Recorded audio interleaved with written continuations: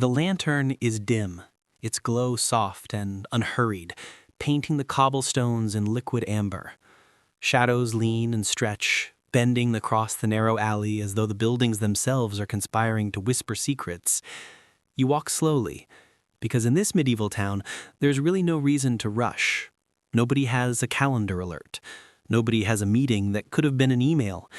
It's the 13th century, and time is measured in bells, shadows, and stomach growls.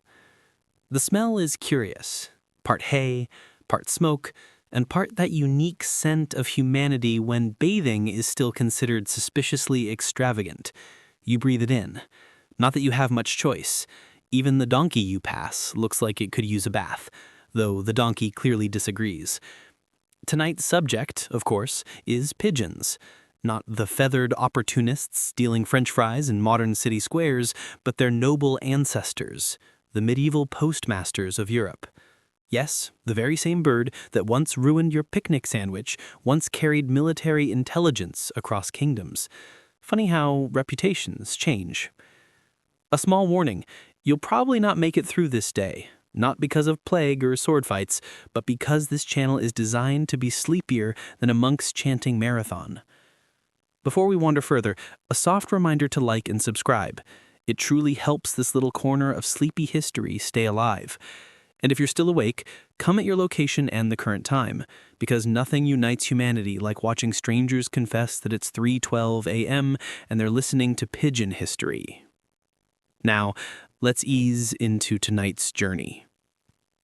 You turn a corner and see the Dovecote, a tower built for pigeons, squat and practical, yet oddly elegant. Inside, dozens of birds blink at you with that eternal pigeon stare, equal parts judgment and boredom. The cooing hum fills the air, like an accidental choir warming up. Here's your historical fact. In medieval Europe, harming someone's trained pigeon could be treated as a crime as serious as vandalizing their house. These birds weren't pets, they were assets, investments, lifelines. If you killed one, you weren't just ruining feathers, you were interfering with communication itself. And here's your obscure tidbit. Dovecotes weren't only message hubs, they doubled as feathery refrigerators. Pigeon eggs and, occasionally, pigeon meat were delicacies. Owning a dovecote meant wealth. Owning droppings, even better. They made excellent fertilizer. Imagine lords fighting over guano rights. History is glamorous like that. Some historians still debate whether common folk could keep pigeons or if the privilege was reserved for nobility. Laws were picky, and so were the pigeons. As you settle into the dovecote, you hear the flutter of wings above, see the straw scatter at your feet, and realize that here, history doesn't feel like a textbook. It feels alive and a little feathery. Morning is slow, like a sleepy servant drawing curtains. The sun slides across rooftops reluctantly, while pigeons stretch their wings in bursts of feathered applause. You step outside, brushing straw from your sleeve. The air is crisp, though laced with the aroma of yesterday's fish market and someone's burning firewood. The town begins its daily routine. Merchants unpack their wares, salted fish glistening, bread loaves cracking at the crust, fabrics hanging like flags of color across the square. Children dart past you, their laughter sharp and bright. Chickens waddle between legs, deeply offended by everyone's existence. And above, pigeons launch themselves into the sky, ignored by most. For you, though, it's like watching tiny arrows stitch messages across the clouds. Here's a fact to tuck into your sleeve. By the 12th century, Crusader states in the Middle East used pigeons as essential couriers. Some castles had entire dovecotes dedicated to military communication. A single bird could travel 100 miles in a day, easily outpacing a horse. So, yes, sometimes a pigeon decided the fate of a fortress. Imagine the pressure. No snacks, Gerald, just fly straight. Nearby, a boy carries a wooden tube. He hands it to a man in a leather jerkin who ties it carefully to a pigeon's leg. The bird looks utterly unimpressed. But then again, pigeons have mastered the art of disdain. With a toss, it's airborne, slicing clean through the morning air. The townsfolk barely notice. To them, it's routine. To you, it's like witnessing the first text message. The obscure tidbit: pigeon droppings weren't just tolerated, they were treasured. Farmers prized them for vineyards, considering them richer than most fertilizer. A medieval lord with pigeon manure was, in modern terms, holding the password to unlimited data. Not glamorous, but effective. Historians still puzzle over whether pigeons were more trusted than human messengers. Some evidence suggests they were used mostly for urgent or sensitive news, while everyday gossip still walked on two legs. Either way, feathered communication was faster, quieter, and less likely to stop at a tavern for drinks. You stroll past the bread stall, accept a warm roll, and bite into it. Crust shatters, steam escapes, and suddenly you understand why bread was practically sacred here. The pigeons overhead keep flying, while people below keep eating. Hunger and connection, two needs tied together by wings and wheat. You wander toward the town's edge, where fields breathe in the morning light. A pigeon swoops low, air brushing your cheek. For a moment, you sense the invisible web binding this medieval world. Not just stone, not just human effort, but the unassuming labor of wings. By midday, the town hums like a hive. The square is loud, alive, and a little sticky with spilled ale. You weave through the crowd, noticing how often pigeons swoop from rooftop to rooftop, unnoticed by everyone except you. To the townsfolk, they are background noise. To you, they are medieval satellites carrying invisible signals across an endless sky. A man in a wool cloak haggles noisily over spices. Another drags a sack of grain, muttering about taxes. And in the background, church bells toll again, marking time in their heavy, metallic way. There are no clocks in every home, no phones buzzing, just bells, pigeons, and guesswork. Here's a fact worth noting. Pigeon post was so reliable that even medieval financial transactions sometimes relied on it. Merchants in distant ports used trained birds to confirm safe arrivals of ships. Imagine the relief after weeks of storms and pirates. You receive a tiny cooing reassurance. Cargo arrived, still moldy, but alive. The obscure tidbit: pigeon droppings weren't just tolerated, they were treasured. Farmers prized them for vineyards, considering them richer than most fertilizer. A medieval lord with pigeon manure was, in modern terms, holding the password to unlimited data. Not glamorous, but effective. Historians still puzzle over whether pigeons were more trusted than human messengers. Some evidence suggests they were used mostly for urgent or sensitive news, while everyday gossip still walked on two legs. Either way, feathered communication was faster, quieter, and less likely to stop at a tavern for drinks. You stroll back toward the Dovecote, past the same gossiping buildings leaning toward each other. Remember the donkey from yesterday? He's here again, still looking like retirement paperwork is overdue. You scratch his nose unmindedly, feeling the rhythm of this town wrap around you. Inside the Dovecote, the pigeons greet you with their endless chorus. You notice little clay pots stacked in a corner, containers for grain. Grain is currency here, not in the metaphorical sense, but literally. To feed a pigeon well is to invest in communication itself. A hungry bird might not come back. A well-fed one, that's your medieval Wi-Fi connection secured. One pigeon flutters down and perches closer than the others. Its eyes fix on you, glassy and ancient. You wonder, how many secret messages has this creature carried? How many lives shifted because its wings didn't falter? Outside, the day swells louder, but inside, the cooing wraps you like a lullaby. The air smells of straw and grain with that ever-present undertone of feathers. You feel time slowing, as if this dovecote is its own world, a place where history, oddly enough, is still alive and gently breathing. The street is quiet, though not silent. A thin fog hangs over the rooftops, and from somewhere nearby, the deep hum of a bread oven sighs through the air. You walk slowly, because this is not the kind of place you rush through. The ground is uneven, cobblestones glistening faintly with morning dew, and your shoes crunch softly as you move. On either side, the houses lean in close together, as if whispering secrets. And then you smell it. Bread. Heavy, yeasty, comforting. The kind of smell that convinces you that history, for all its dust and wars, wasn't such a bad place to live. Bakers are already awake, their arms coated in flour, their faces red from the heat of ovens. They shape dough in long, steady motions, the rhythm hypnotic, almost like a lullaby for your eyes. Here's the first fact worth keeping in mind. Medieval bakers often measured time not with hourglasses or bells, but with the very bread they baked. The crusts, as they browned and split, became an informal clock. If a loaf took this long to crack, then the prayers must end. If it darkened this much, then the oven was ready for the next round.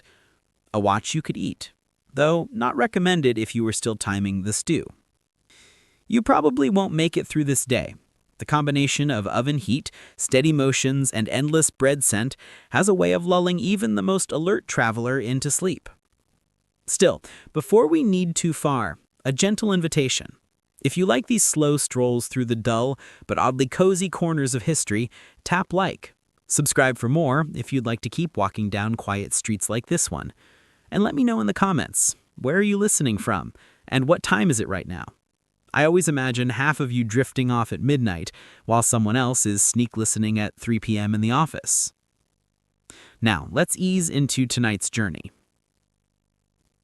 You pass the wide doorway of a bakery.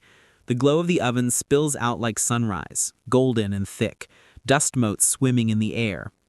On a wooden table, loaves are lined up, not for eating yet, but for observing. Their crusts speak a language of their own. One crack means 10 minutes. Another shade of brown means 20. A crust split perfectly down the middle, that's when the monks down the street know to shuffle out of their pews and collect their bread rations. The odd tidbit here, in some towns, the ovens weren't private at all. They were communal, shared by the whole neighborhood. Families kneaded dough at home and carried it down to the baker, who controlled the oven for everyone, which meant you not only knew your neighbor's gossip, you also knew if their bread turned out flat again. Historians still debate whether crust timing was an everyday technique or something passed on mostly in monasteries and apprentice kitchens. But for you, standing in the flower haze of this medieval morning, the debate doesn't matter. You just watch the bakers tap loaves, nodding in sleepy approval, as though each crust were quietly ticking off the hours. The day brightens slowly. Sunlight slips between slanted roofs, painting golden stripes across the stone. The town stirs awake. Merchants shuffle out, children chase hoops, a rooster insists it's later than it really is. But here, by the ovens, time is still measured in bread. A boy lugs a basket down the street, loaves piled so high he can barely see over them. He stumbles, drops one, and before he can scoop it back, a dog darts in and runs off triumphantly with the prize. The baker sighs, but shrugs. Life happens.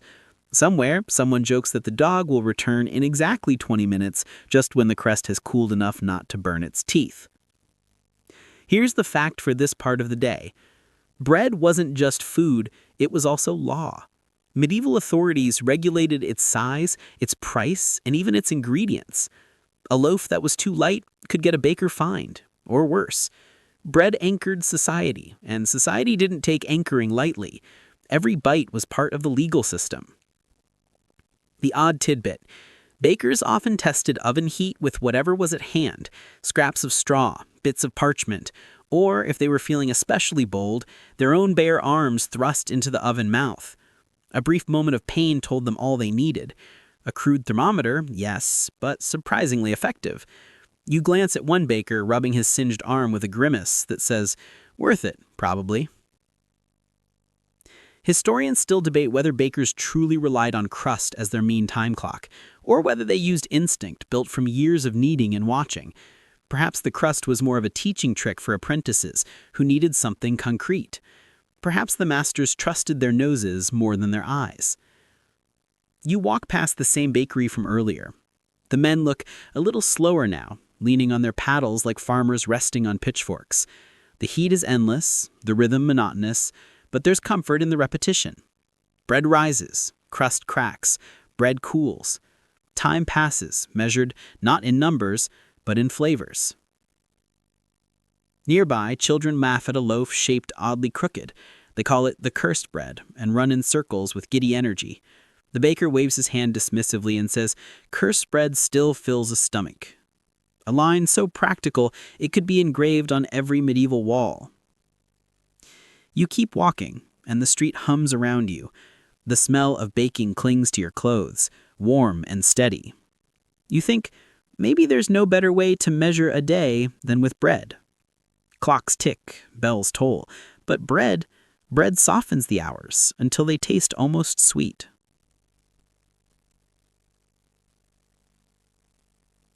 Evening folds itself gently over the town.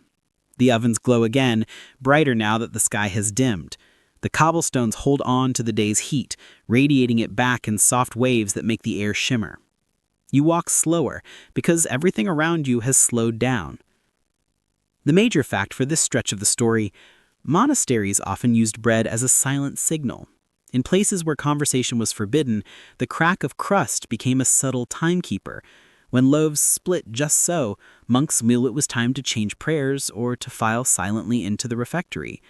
Imagine an entire order guided not by bells, but by the sound of bread breaking.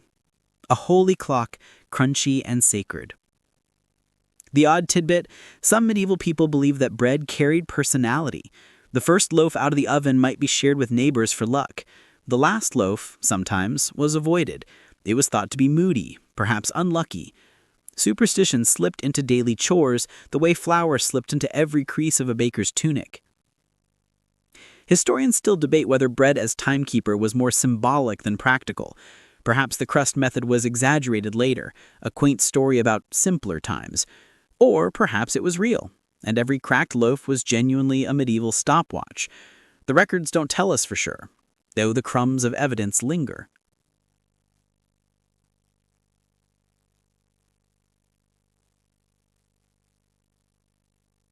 You return once more to the bakery doorway. Remember those loaves from the first night, lined up like sleepy soldiers? New ones rest there now, their crusts splitting with soft sighs. The bakers lean back, arms crossed, watching as if the bread will announce the hour. Cats curl nearby, tails flicking lazily, while children dart in and out, snagging crumbs when no one's looking. A baker chuckles as he hands over a loaf to a customer. He says, "This one tells me it's exactly supper time." Deadpan. The customer laughs, though both of them know the bread is too hot to eat yet. Still, the illusion of a bread clock is too charming to resist. You wander to the edge of town. The fields stretch out, quiet and golden, the last light of day fading across their stalks. Behind you, the ovens glow faintly, their smoke drifting upward like the last exhale of a long day. The smell lingers in your hair, in your hands, in the very air you breathe. And as you stand there, you realize something. Bread isn't just food or time or law, it's rhythm. Rise and fall, warmth and cool, crack and crumble. The kind of rhythm that makes life bearable, predictable, even comforting. The stars begin to appear, faint but steady. The town settles into silence, ovens finally dimming, streets emptying. You feel your steps slow further, your body loosen. The day has been measured not in bells or numbers, but in crusts. And now as the night folds over you, you let yourself drift with it. Soft, warm, and steady, like bread cooling on the table. The lantern light is dim, and the air around you feels sticky with tar, brine, and smoke. You stand on the deck of an 18th-century ship, the kind that looks glorious in paintings and smells considerably less so in real life. The sea tonight is unusually calm, almost suspiciously polite, like a neighbor who is definitely about to ask to borrow money. The sails sag gently in the breeze, and the wood beneath your boots hums with the rhythm of waves lapping against the hull. A gentle warning before we set off: you probably won't make it through this day. Not because of mutiny or storms or tragic maritime drama, but because sleep has a stronger pull than history does. That's the point of this voyage, to wander slowly, without urgency, until your thoughts dissolve into the night. If you find yourself enjoying this quiet unraveling of time, you could softly press that like button. It's gentler than tying a reef knot, I promise. And if you want more voyages like this, subscribe. It helps this little crew keep sailing. One more request. Leave a comment with your location and your local time. It's strangely comforting to imagine us all drifting together across continents and oceans, each in our own night. Now, let's ease into tonight's journey. It is about 1750. You're among sailors who have already been at sea for weeks, maybe months.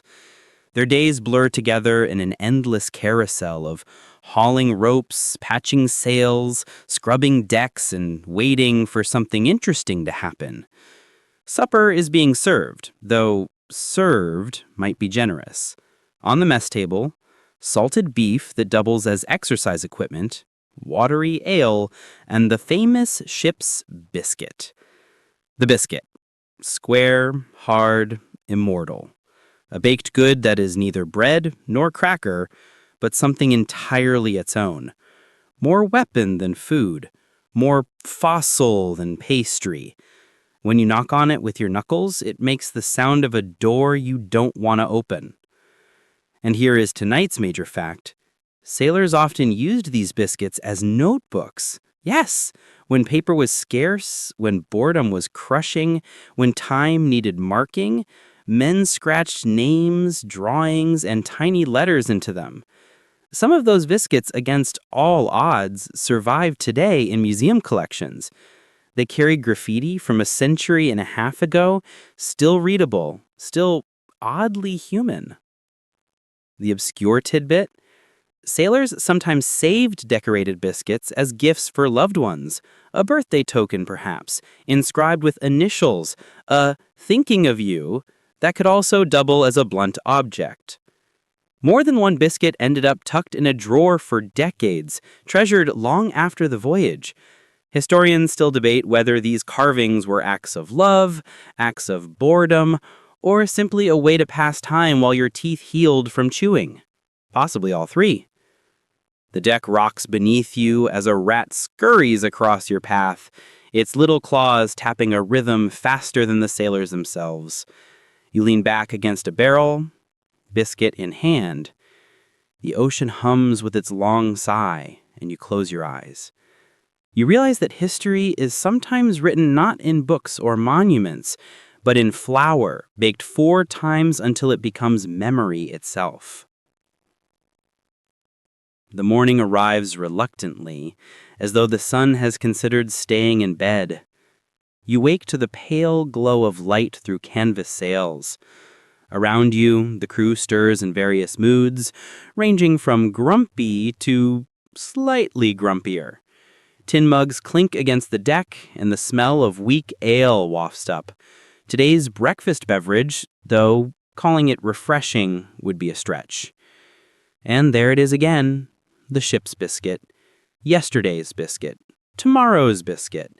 Today's breakfast.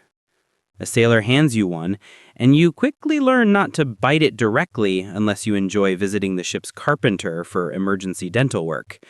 You dunk it in ale until it softens, which takes roughly the same time as learning Latin. While you chew, another sailor shows you his calendar biscuit. Into the surface, he has scratched a series of lines, one for each day he thinks has passed. He shrugs, muttering that it might be Monday, though he's equally convinced it could be Thursday. Or both. Time on board is less a calendar than a soup, and the biscuit becomes his way of pretending it's measurable. Here's the historical fact for this stretch of sea. Ship's biscuits were baked not once, not twice, but sometimes 4 times over in large ovens until all moisture was gone. That's why they survived years in barrels, often outlasting the voyage and the people who sailed it. Archaeologists have found biscuits intact in shipwrecks centuries old. Technically edible, practically regrettable. The odd tidbit? In France, certain biscuits de mer were occasionally flavored with caraway seeds. Imagine that, the faintest hint of spice breaking through monotony. It was like the 18th century equivalent of someone bringing cookies to the office, a festive rarity, remembered mostly because of how unusual it was. Historians still debate whether such flavorings ever made it onto long ocean voyages, or whether they were confined to shorter trips near coasts. After all, a barrel of caraway biscuits would probably feel like a luxurious joke halfway across the Atlantic. The day passes in rhythm, ropes hauled, sails adjusted, decks scrubbed until they gleam. Overhead, gulls scream like unpaid interns. One swoops down and steals a sailor's cap, providing a full afternoon of laughter. On a ship, even a gull's bad manners count as quality entertainment. During the midday meal, you notice another biscuit in the hands of a shipmate. Upon its surface is carved a tiny ship, sails proud, better kept than the one you're standing on. He smirks, better to dream of this one. You agree. Biscuit ships don't leak. Biscuit ships don't stink. Biscuit ships don't shout orders at you before dawn. Later, as you coil rope, you overhear talk of sending biscuits home as love tokens. One man swears he'll inscribe his sweetheart's name and send it across the sea. The others tease him, reminding him that by the time it arrives, she'll be married to someone who works in a bakery. He laughs, but later you see him quietly carving anyway. Hope, apparently, is as stubborn as flour. The evening brings golden light across the sails. You lean against a coil of rope, biscuit in hand, scratching a doodle of your own, a crude sun with rays that look suspiciously like noodles. It won't last forever, but it doesn't need to. The sea rocks you, and for a moment you feel like part of the long, slow conversation between sailors and their strange, indestructible bread. Night falls again, cool and steady. The sky stretches vast, black, and littered with stars. You lie on the deck, staring upward, the biscuit tucked like a small stone in your pocket. Around you, the crew murmurs, some telling stories, others humming half-remembered tunes. The sea carries every sound softly away, as though it is half asleep itself. The watch begins. Men take turns keeping eyes on the horizon, though there's little to see except the occasional flicker of starlight on the waves. You join them briefly, gazing out at nothing, feeling time slide like syrup. A sailor beside you passes his biscuit notebook around. On it, he has scratched a short rhyme, doggerel, verse, clumsy but sincere. Everyone chuckles, not at the words themselves, but at the fact that the biscuit is now both snack and sonnet. Here is the fact of the hour. Biscuits often attracted weevils. Yes, the tiny beetles would hatch inside, leaving pinholes, and a faint crunch that was not flour. Sailors were instructed to tap the biscuits on the table to knock the insects out before eating. Sometimes they shook them over tea, letting the extra protein fall in. Delicious? Not exactly. Unavoidable? Entirely. Historians still debate whether sailors truly minded the weevils, or whether they shrugged and accepted them as spice. Diaries contradict one another. Some complain bitterly, others barely mention it. Maybe hunger dulls both appetite and outrage. The ship rocks gently, and you imagine all the biscuits aboard, barrels upon barrels stacked in the hold, a silent cargo of pale, square memories waiting to be chewed, carved, cursed, or saved. Somewhere down there, in the dark belly of the ship, lies the future museum exhibit, a biscuit that will survive storms, time, and neglect, only to sit centuries later under glass while school children giggle at its absurdity. You walk across the deck, pausing to rest your hand on the rail. The salt air is cool against your face, and the stars above seem almost close enough to pluck like fruit. You hear a sailor nearby humming a lullaby meant for his child, his voice low, tired, but oddly tender. You picture him carving that lullaby into a biscuit tomorrow, carrying her memory in the only material available. The night begins with a hush, A low breeze wanders lazily off the Nile, slipping between mud brick houses, tugging at reed mats and carrying with it the faint perfume of sesame oil and lentils simmering on the fire. You're standing in a narrow street, the kind where shadows pool in corners and lamps glow like tired stars. You walk slowly, your sandals crunching against dust that has been walked upon for thousands of years. This is Egypt. The Egypt of jars and scribes, where even the tiniest detail of daily life is recorded, measured, and, of course, taxed. You feel it already, the soft weight of bureaucracy pressing down like a heavy linen blanket. And tonight we are following the most unexpected treasure of them all: cooking oil. A substance so ordinary, so slippery, that it held more weight in the kingdom than gold itself. You might think, gold? Surely gold was the obsession of the pharaohs. Gold shone in temples, glistened on statues, and dripped from royal coffins. But in your kitchen, yes, you, standing in this little street, it was useless. You couldn't fry your fish in gold. You couldn't light a lamp with it. And so the state smiled politely, held out its hand, and said, "Oil will cost you more than gold." In fact, here's the major fact. The Egyptian government ran an oil monopoly. Oil was pressed in state-controlled workshops, sealed in jars, and sold back to households at inflated prices. And if you dared to make your own, illegal. The jars themselves were state-issued and sometimes reused, scraped clean and resealed with a fresh mark. Recycling, yes, but also a subtle way of saying everything you have, technically, is ours. Your neighbor mutters while pouring a drop of oil into her pan. It sizzles faintly, not enough to coat the bread she wants to fry. She looks across the street at another household where the lamp burns bright. Too bright. Suspiciously bright. Perhaps someone is cheating the system. You smile faintly because even in the quiet of antiquity, envy over the neighbor's lamp is timeless. And yes, you probably won't make it through this day. Your eyes are heavy already. Still, before we wander deeper into this slow story, I'll gently ask, if you enjoy these sleepy rambles through history, please like the video, subscribe for more, and tell me in the comments where you're listening from. I want to know the place and the hour, whether it's dawn in Manila or midnight in Ohio. Now, let's ease further in.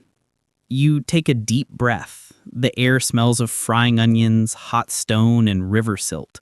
Cats wander casually between your feet, their tails brushing your legs. They pause to lick a paw, then, curiously, dip a tail into an open oil jar as if grooming themselves with luxury lotion. It's oddly elegant, though slightly ridiculous in the grumble of donkeys.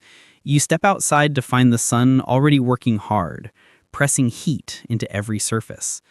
The Nile glitters wide and lazy, its water thick with reeds where fishermen wait patiently, nets slack in their hands. Children chase hoops down the same dust-worn paths you walked last night, and the whole village hums with its routines. But even now, at the start of a new day, the thought presses in. Do you have enough oil to last until evening? Here's today's lesson in boredom. Oil wasn't just for cooking. It was for lamps, for rituals, for grooming, even for medicine. Without it, nights were darker, meals duller, temples less fragrant. So when the state monopolized it, everyone felt the pinch. Imagine if toothpaste were sold only by your government in approved tubes at inflated prices, and if you squeezed too much at once, someone might accuse you of smuggling. That's the mood here. The scribes sit outside the granary, cross-legged with papyrus sheets spread across their knees. Their hands move quickly, tallying jars, marking who is paid and who owes. They're not warriors, not priests, but everyone treats them with careful respect. Their pens can cost you your supper. You pass by, eyes lowered, the way you might pass a police officer today while driving just a little too close to the speed limit. The odd tidbit, in some households, cats became accidental beauty icons. Dipping tails in oil, they emerged shinier, sleeker, as though ready for a divine mural. owners swore the habit kept fur soft. Whether true or not, you notice one particularly glossy cat strutting like royalty past a line of dusty humans. Perhaps it knows something you don't. Historians still debate whether secret olive presses ever existed, hidden away in courtyards or caves. Some say the state's grip was too tight. Others suspect families quietly pressed a little extra oil for themselves, careful never to let lamps glow too brightly at night. After all, nothing attracts attention like a suspiciously cheerful flame. Nearby, two men share a meal. One gestures wildly with his bread crust, complaining that stew without oil is simply warm water with dreams. The other chews stoically, then adds, "At least the pharaoh's skin must be magnificent, bathing in all that surplus oil." They laugh, though the joke lands dry, like their bread. You smile at the shared irony because sarcasm, too, is eternal. And as you continue, the smell of fresh bread clings to the air, carried on warm currents that rise from clay ovens. The rhythm of pestles grinding grain keeps time like a heartbeat, steady and soft.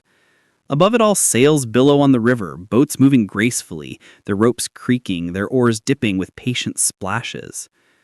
And as you walk on, the truth settles over you like fine dust. Oil, not gold, was the lifeblood of this place. Inside, men work with heavy stones, pressing seeds for oil. Not for themselves, of course. This is one of the state's workshops, where labor produces oil that will later be sold back at inflated prices. You lean against the doorway, watching the process, hypnotized by the slow rhythm. Here's the major fact of the day. The jars filled in these workshops often carried the king's seal. The seal wasn't just decoration. It was authority. Without it, your jar was worthless. The state made sure the monopoly stayed tight. A jar without a seal might as well be empty, no matter what glistened inside. It's a bit like buying honey today, only if it comes with a barcode, except the consequences for skipping the label were far less forgiving. The smell inside is sharp, nutty, and slightly sour. Oil clings to your skin, seeps into your linen. Workers complain in low voices, not about the heat, but about the waste. They know some oil will spill, some will spoil, some will be lost in the pressing, but still, every drop is counted, taxed, controlled.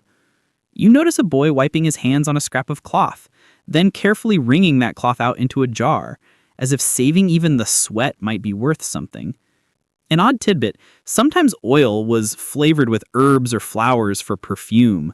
Wealthier Egyptians might wear a cone of scented fat on their heads, letting it slowly melt over the day, perfuming their hair and skin.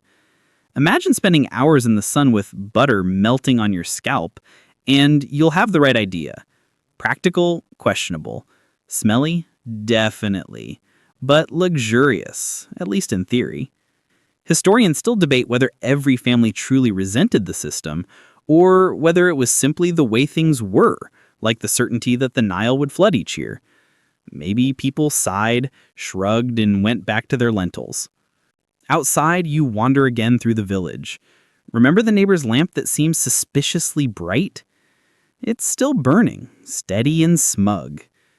You pause, watching as a shadow moves behind the curtain. Perhaps there's a hidden stash of oil, perhaps a clever trick, or perhaps you think the gods are playing favorites. The cat with the glossy tail slips past you again, clearly enjoying the mystery. As the day slows into evening, the smell of bread returns, mingling now with the aroma of roasting fish. Families gather outside, sharing meals with more bread than stew, more laughter than oil. You sit nearby, listening to their voices blend with the sound of the river. The beginning is slow, on purpose. Imagine the camera gliding across fields of gold and green, where the morning haze lingers longer than it needs to, reluctant to rise. You hear birds trading their usual gossip, a soft bell from somewhere in the distance, and the steady shuffle of bare feet against a dirt road. You're here, in an ancient Indian village, and already the pace is daring you to slow down. The homes around you are simple, made of clay walls smoothed by hand, straw roofs that sigh when the wind passes, and doorways just slightly crooked. Nothing here is symmetrical, and somehow, that's reassuring. A goat bleats loudly at the wrong time, as if auditioning for attention. Spoiler, it doesn't get the role. Inside one of the larger homes, the physician is at work. In India, such healers were called Vaidyas. He doesn't wear a lab coat. His uniform is more sandalwood-scented cloth and streaks of turmeric on his hands. Palm leaf manuscripts are stacked carefully nearby, each line carved with neat precision. Within them lies the Charaka Samhita, one of the great texts of Ayurveda, written around the first millennium BCE. It explains diet, herbs, and most surprisingly, joy. Yes, joy. It suggests laughter as part of treatment, something that modern medicine has only recently circled back to. A patient enters complaining of stomach pain. The physician listens, nods, then quips, "It will pass," in one direction or another. The room erupts in chuckles, and the man laughs despite himself. You realize the joke is not an aside, it's the therapy. Here, medicine is not just ground roots and boiled concoctions, it's the ability to take someone's burden and make it feel lighter, if only for the span of a laugh. Scholars still debate whether laughter therapy was literally prescribed in the same way herbs were, or whether it was more a cultural truth folded into the daily rhythm of healing. But here, in this courtyard, the difference hardly matters. And if you're listening along, half dozing perhaps, allow me a small kindness. If you enjoy this gentle walk through history, consider liking and subscribing. It helps this sleepy village survive in the modern jungle of algorithms. And if you have a moment before you drift away, write in the comments where you are and what time it is there. I promise someone across the world will smile reading it. The day stretches lazily forward. Children race barefoot past you, someone stirs a pot of lentils, and a parent repeats a secret it was never supposed to overhear. Life here insists on being unhurried, and so, softly, let's move further into the journey. You leave the physician's doorway and follow him beneath a sprawling banyan tree, whose roots spill like 100 wandering feet. This is the village's open-air hospital, playground, and philosophy club all at once. Beneath its branches, women grind spices rhythmically, men share riddles, and children tangle in games of chase. Laughter hangs in the air not as an event, but as background music. The healer sets down a brass bowl of herbs and motions for you to sit. A patient recovering from fever is already there, sipping a thin broth. Instead of solemn silence, the physician calls for storytellers. They arrive with painted drums, weaving tales of talking animals and foolish kings.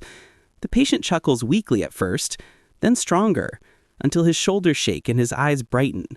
No copay, no side effects, except perhaps a sore belly from laughing. Fact slips in here. Ancient Indian medical theory held that emotions directly influenced health. A cheerful spirit was believed to aid digestion and circulation. Sadness, on the other hand, weighed down the inner fires.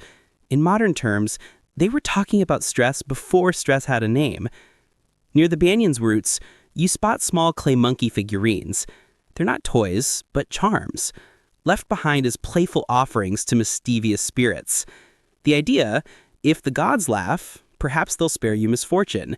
It's an obscure little cultural tidbit, but it makes sense in a world where laughter itself is sacred. Scholars still argue whether laughter therapy was systematically prescribed or simply observed as common wisdom. Did doctors write it down because it healed, or because it was already habit? No one is sure. What is certain is this. Here, healing is communal. The physician is not a solitary authority. He's more like a conductor of a symphony, where jokes, stories, herbs, and soups all play their part. You sip spiced water, flavored with cumin and fennel. The taste is earthy, cooling, and oddly comforting, as if the village itself is reminding you to unclench your jaw. Around you, the air feels lighter. Shoulders drop. Voices soften. You wonder whether you too are being healed, not with medicine, but with belonging. And then, of course, someone tells a joke about a lazy donkey trying to be a philosopher. The group laughs. You laugh. The patient laughs. Somewhere in the back, the parrot squawks again, repeating the punchline out of context. It doesn't matter. Everything here works together. The herbs, the stories, and the sound of shared joy. The sun slides lower, warming the earth with its last golden light. You walk again, this time down a narrow street where smoke from cooking fires coils upward in lazy spirals. Evening in the village has a softness that no clock could measure. Time here is more like water, pooled, rippling, unhurried. You pass by a household where a woman hums while mixing dough. Her song is not a performance, but a habit, like breathing. She sings of rivers, of elephants, of mischievous lovers. You can't help but notice that every verse carries a playful twist, a little joke tucked in as if even bread making requires laughter to rise properly. Factorize with the smell of roasted grains. Ayurveda classified not just food and herbs, but also moods. Emotions were considered part of the body's daily diet. To balance the three doshas, vata, pitta, and kapha, joy was as necessary as lentils or rice. Without it, imbalance crept in like dust on an unused shelf. At the end of the street, you find a small group gathered around an oil lamp. A traveling performer is here, juggling clay pots while telling stories. The act is half clumsy on purpose, each fumble earning laughter from children who know perfectly well he could juggle better if he wanted. His goal is not perfection, but amusement, because in amusement lies medicine. Scholars, of course, still scratch their heads. Was this a structured therapy, or simply cultural common sense? Did doctors write it down because it healed, or because it was already habit? No one is sure. What curious tidbit greets you here is that some families kept pet mongooses, trained not only to chase snakes, but also to delight children with their antics. Imagine your household pet being both protector and comedian. The mongoose was a warrior, yes, but also a clown. And in a society that prized laughter, that mattered. As the performer's act winds down, the crowd lingers. Nobody rushes home. The day is ending, but slowly, with space for one more shared joke, one more round of clapping. You realize the village is teaching you something modern life often forgets, that healing doesn't happen in isolation, and joy is not a luxury. It's daily bread. The oil lamp flickers, the sky purples. You feel yourself swaying gently with the rhythm of the day, as if your body has finally agreed to live at the speed of laughter. The world grows dim, but not heavy, just softer, warmer, easier.